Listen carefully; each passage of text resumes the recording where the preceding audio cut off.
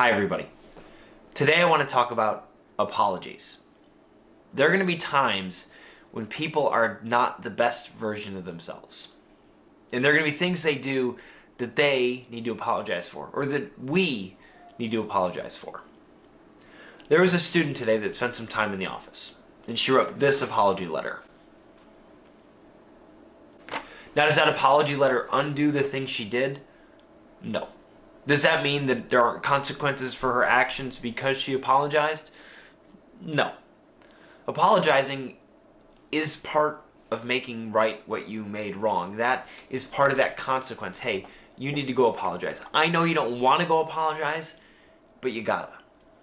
Apologizing isn't an easy thing to do. It's not easy for kids, and it's definitely not easy for us as adults, because to apologize means that we were wrong. To apologize means that we messed up. What we need to remember in those situations is that forgiving someone has nothing to do with us. But so often we make it personal, because if somebody does something that bothers me, they must be doing that on purpose. So why would I forgive them? If they're going to wrong me intentionally, why would I forgive them? But a lot of the time, it's not intentional. And a lot of the time, it has nothing to do with us. There are times when people will do things that I think it just has to be on purpose to bother me. It has to be to get under my skin. And it almost never is. And I need to remember that. I need to be able to forgive them without making it about me.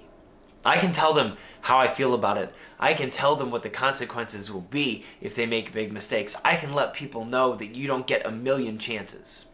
But none of that changes whether they're forgiven or not. In my time as a principal, I have given detentions, I have suspended kids, I've even expelled kids. And I forgive all of them. But the consequences are what the consequences are. The consequences have nothing to do whether I forgive you or not. Because I do forgive you. Because I was forgiven. I have a God that loves me and forgives any of the terrible things I've done.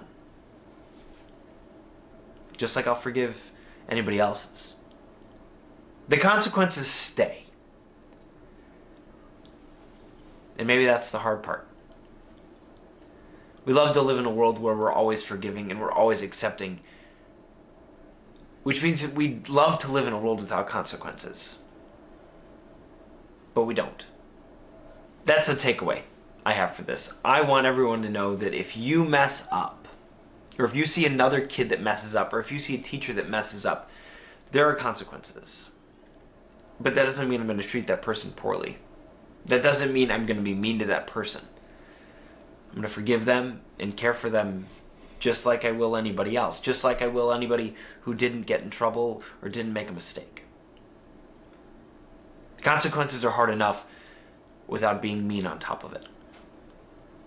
After all, we're just trying to make it through the school day, right? Have a great week, everybody.